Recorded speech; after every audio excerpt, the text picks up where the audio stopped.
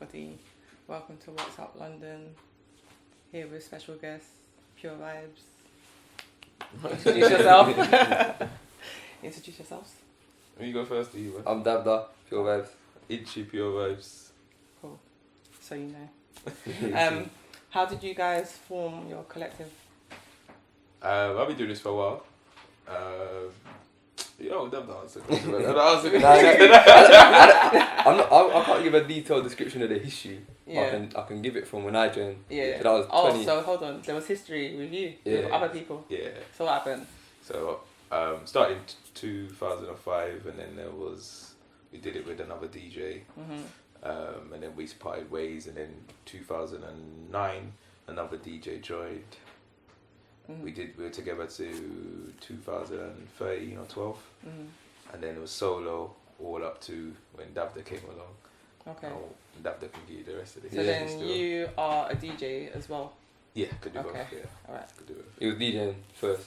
Okay. Then when I joined, it was 20. It was like we started linking, like I was going to the raves in that 2017, 2018, and then 2019 I kind of joined properly, and then started playing out and that, and then he's a mic man.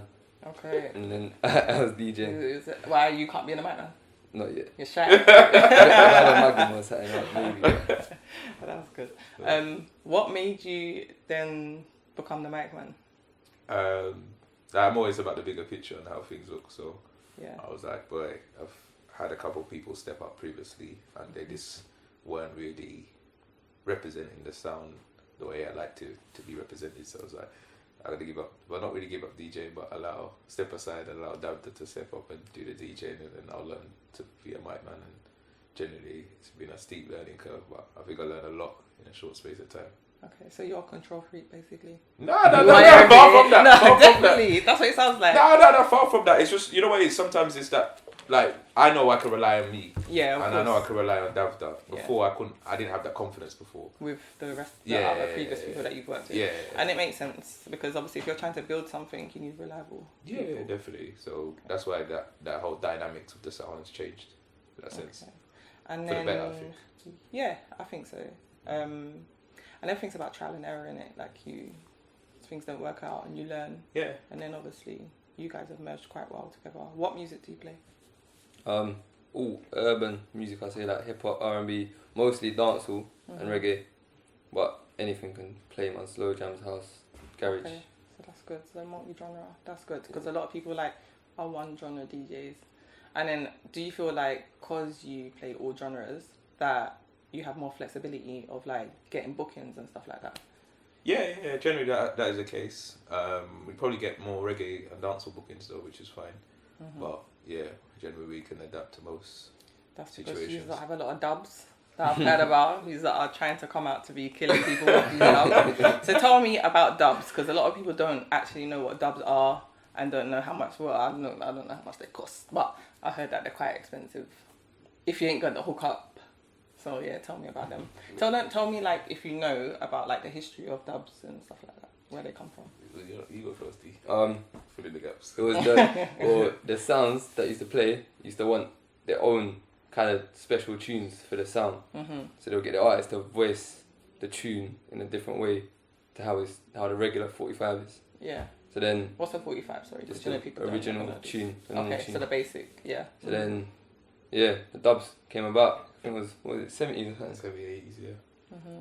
And then, yeah, and now it's basically at a point where that can kind of define your sound. Like, the people can know your sound through dubs. And obviously you've got sound clash and all of that relates heavily with the dubs. Okay.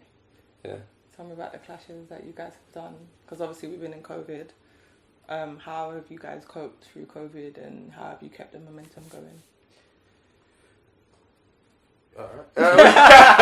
From me to you. We've seen it as an opportunity, to be fair, to kind of dub plates give you identity. So when people hear certain songs, they identify your sound with that. So dub plates have given us more identity, and obviously during COVID we can't play out. So clashing has been one avenue where we've been able to get new fans, reach out to new people, and build different links which we didn't have before.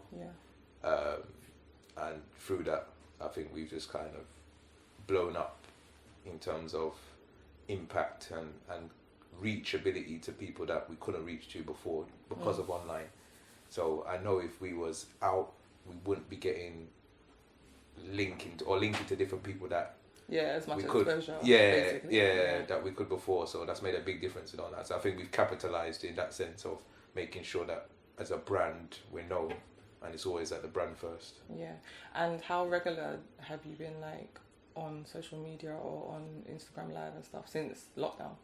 We've done a lot. Quite regular. Yeah. So weekly, or at one point it was weekly. Yeah. And now we've like settled down to bi-weekly. Every 2 weeks. Because I do feel like in the beginning a lot of people were just on like literally daily. Yeah. Because obviously there's nothing else to do in it. Yeah. And then I feel like sometimes they oversaturated the market, and then obviously you will lose interest in watching, because there's only a certain amount of tunes. There's loads of tunes, but if the DJs are playing the same sets, because obviously I'm a raver, so I know if I go out and PA, I'm a sly DJ, but we're not going to talk about that, so that's going to get cut out. So because I'm a raver, I know that DJs sometimes have like specific sets that they play all the time. Mm-hmm. So then when you're listening to, I don't really want to name no names, some DJs, they just play the same tunes in the same order as well, and that's very boring to the listener. So how do you guys prevent that from happening? We just play all the songs. Like there's so many songs on a laptop or whatever, and then it's like you don't have to always go to the same like crate. So you can just go through every single, just anything, because all music can work if you play it correctly. Yeah, or if you know how to mix correctly. That as well. 100%. Yeah, we try our best to play different. Yeah, I haven't really come across you lot doing duplicates yet. No, there's so much music. Like the one thing COVID has allowed us to do is like Dav has learned so much more of the music that he did before in a short space of time. So like certain jugglings that weren't there before, Dav knows he can comfortably go in there and play that, and it will work. Yeah, because we've spent time learning those type of music. And we've had time as well in it to do kind of perfect your craft. Yeah, we wouldn't have that if the place was open up. Exactly. So back to these dubs. How much? I want to know. No, I'm not going to ask you personally how much you pay, but how much have you heard of that a dub can go up to being like costing? About 3K is probably the most expensive dub at the moment. 3 what? 3 grand. 3K Yeah. for someone just saying pure vibes. 3K. No, I need to get into dubs. After this interview, I'm gonna find out how to do dubs. What? 3K. From like bashment artists. Yeah. Wow. Roughly about that. So. No, I'm shocked. I'm not even lying. People pay. One dub. Listen, that dub will be on loop for me. Yeah. Like that would be the whole rave. Looping one. Free and that's why we deliberately play ours. Because when you spend the amount of money you do on dub plates, like if you don't play them, what's the point you spending the money on getting? It's like you buying trainers and not wearing them. Yeah. It's pointless. Well, I don't know. It's a bit different. So if I buy Yeezys, they're gonna like increase in value. But you got to wear them though. You can't resell your dub plate. You can't resell your dub plate. That's what I'm saying. Yeah. Okay, Air Force. Air Force. You can't. Yeah. You're gonna keep wearing them because it's yours. Yeah. And that's how we got it. Like we got to a place where we just play them because our money's bought them. Yeah. And it's not even a show off. Don't lie. It's not. Like, I love the humbleness. Like, man's not showing off. Man's got dubs. I could do a whole set of just pure dubs.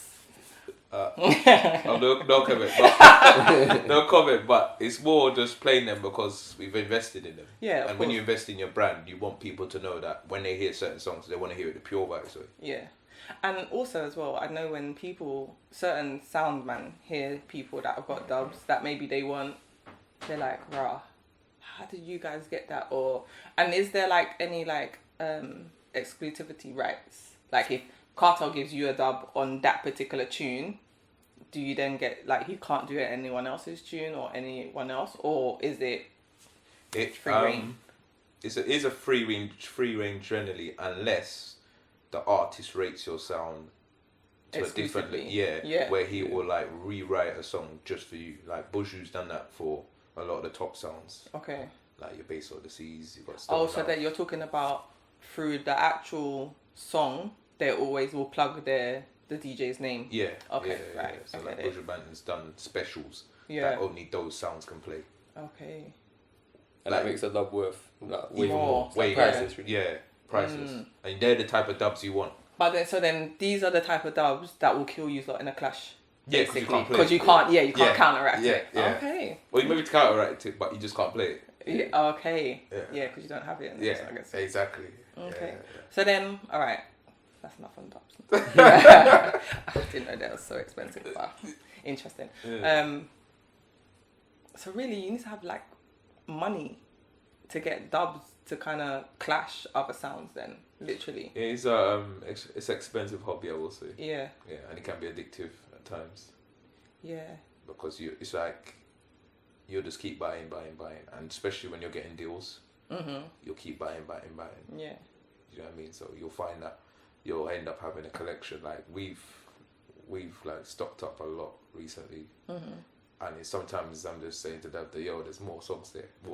Yeah. There's always It's more always songs. There's more more songs. songs. Yeah. And you find that it's a never-ending kind of battle because sometimes you'll get R&B deals come up, you'll get bashment deals, you get slow jam, you get garage deals, and they're artists that you actually want. Yeah. But then sometimes you've got to prioritize Yeah. because money's going to stretch in so many different places. $3,000 on one.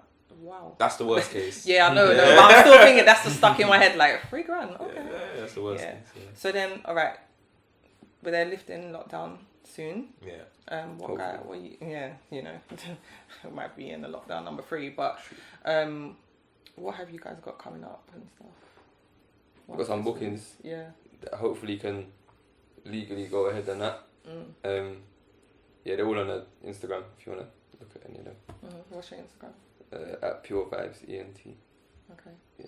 Cool. And then international bookings. We meant to go to Turkey in October, innit? Yeah. October, and then there's a couple things for next year as well. Yeah. But hopefully we can fly. Obviously Boris needs to do his thing. He needs to do his thing. Yeah. Yeah, there should be maybe Jamaica and Barbados as well next year. Yeah. Nice. Do you feel like, cause obviously you've got a bigger network of like followers and stuff like that your bookings have changed? Like, are you booking with people that you wasn't booking with necessarily before now, or is it the same kind of? Yeah, definitely. Scene? Definitely new bookings. Yeah. And that's good because that means that the work that we put in during this period has been worth it. That new promoters are reaching out to us and booking us. Yeah. Obviously, we still got the old promoters, but new ones are actually reaching out and say, actually, we need to give you lot. Yeah. Because I do feel that you are like all of us like DJs, you guys DJs in London, we all have these cliques. So there might be you, it might be what's the other Sound Supreme. Yeah. Like, do you understand? You guys will all get booked in this little booking bubble. That's what I call it. Yeah. And then even like on the house scene, there's this booking bubble. Yeah. And then you don't get to do things that you wouldn't necessarily do, like do you do festivals and stuff like that? That we've been called up for a couple of those, but just haven't been materialised because of COVID. Yeah. So like that is like a bigger scope. Then obviously usually you'll just be doing like general like clubs and stuff like that and international bookings. Yeah. So I guess that as you said, it's been good that COVID has come and obviously allowed you. So what about Twitch? Because I know that obviously I've watched some of your lives and you're talking about Twitch and stuff. What is Twitch now? So Twitch is just another streaming platform. So it's similar to Instagram in that sense. So it's just making sure it's better though. It's better. Quality wise, it's better. So it's just trying to reach out to new people on those platforms as well, and again expand our following, worldly. Because we don't like recently we've been realizing that. So it's easy to get bogged down in the UK. Always. And not know that you have actually followers outside the UK. So we don't look ourselves as just local. Yes, we come from local parts of London, but we're actually seeing ourselves as bigger than, not humbly bigger than that. There's no that makes humbleness. sense. You keep on talking like trying to be humble. No, we represent where we come from. Yeah, but obviously. Where we want to play worldwide. Yeah. We want everyone to hear that. And it's interesting because obviously you're getting these dubs from international people, and then you just still define yourself as just this little London bubble. So it's interesting because I'm sure people have been getting dubs for years, but still, obviously, as you said, I know, like, obviously, sound clashes back in the days and stuff when they were on vinyls. Yeah.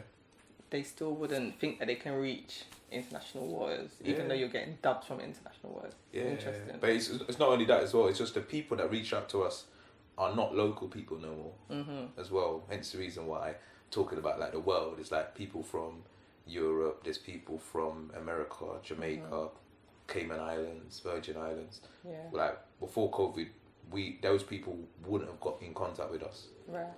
And now, like, because of COVID, and we've seen that there's an opportunity for us to grow as a brand, people have been able to reach out to us.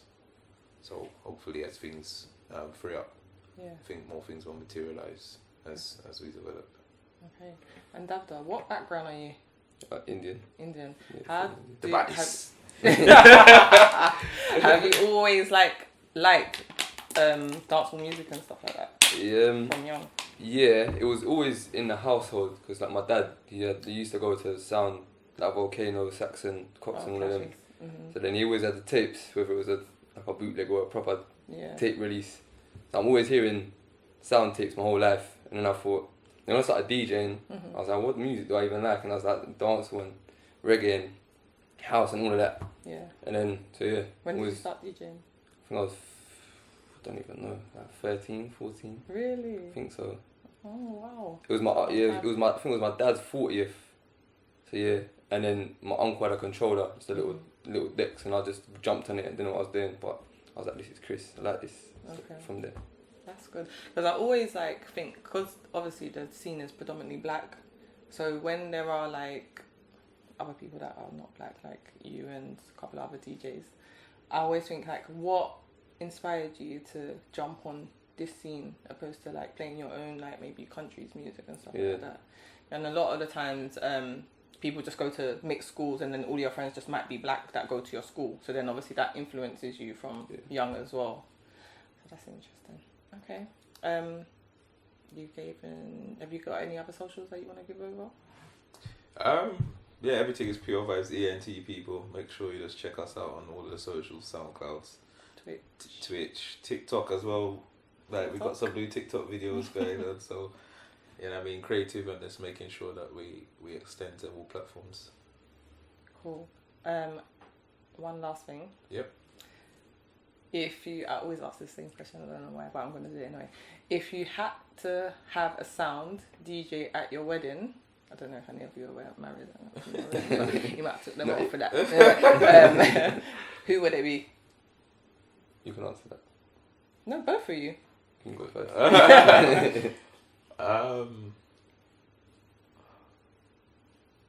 Good question, you know.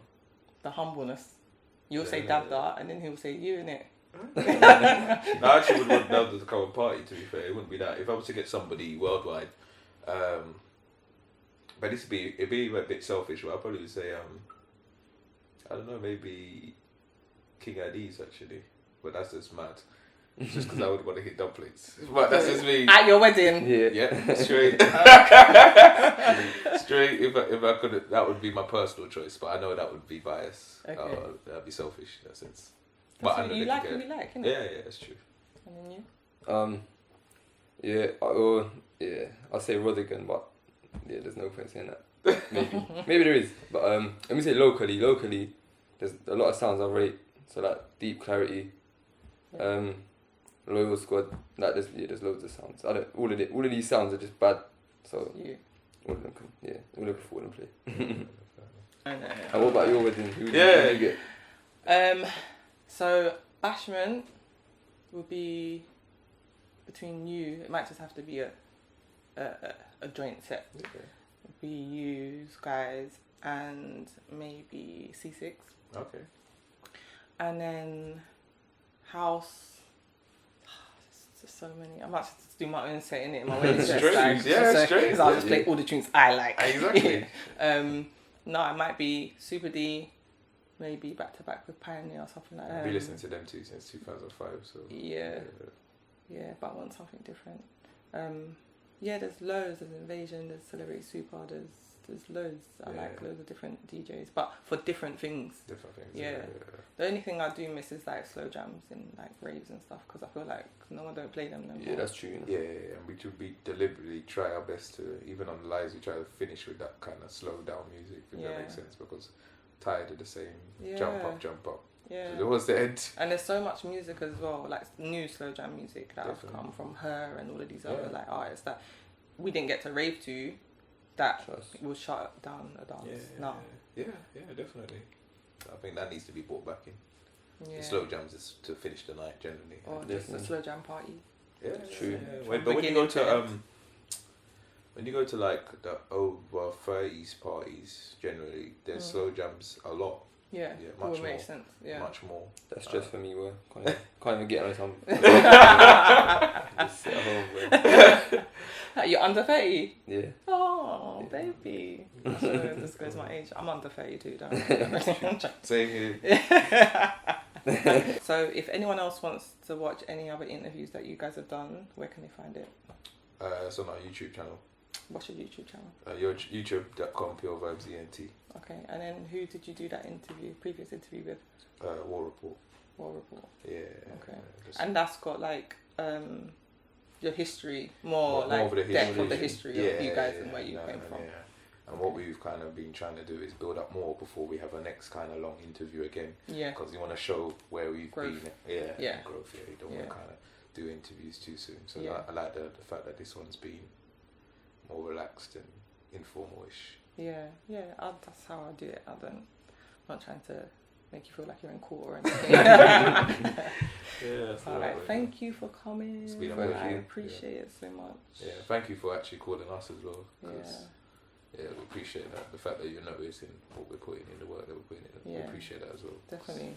But I'm sure like there's loads of people that don't even reach out. You know, these like, I call them secret haters, but secret admirers. As well at the same time, there is a lot of them still. Yeah, but, there are. You know, it is what it is. Eventually they just have to be fair, we do this for respect, so as long as they respect us, that's fine. Yeah. But I feel like if you don't have haters, then you're not doing something right. Facts. True. Facts. Yeah, so all your dubs, there's a bit haters.